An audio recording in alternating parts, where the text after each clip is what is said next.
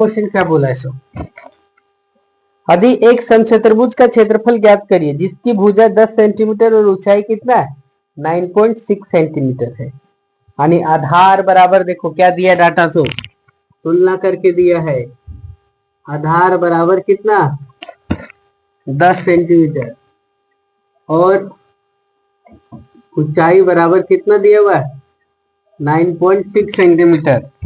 ठीक है, एक विकर्ण की लंबाई और D1 बराबर दिया हुआ है कितना 12 सेंटीमीटर, तो दूसरा विकर्ण क्या होगा D2 बराबर 1। यानी समचतुर्भुज के क्षेत्रफल का दोनों फार्मूला का प्रयोग करने के लिए हम लोग क्या जानते हैं,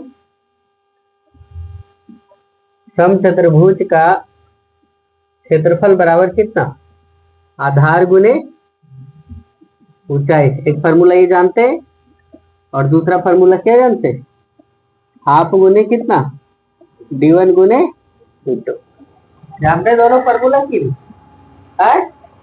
तो देखो जरा पहला जो सवाल किया उस सवाल का पहले हल करो। देखो आधार कितना है 10 गुने कितना 9.6 और हाफ गुने D1 कितना 12 गुने D2 है क्या,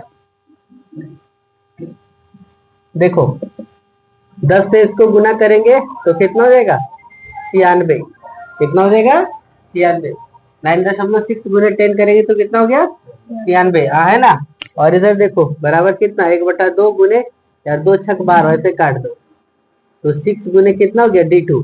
पहला सवाल आपसे जो पूछा उसका हल कर लीजिए।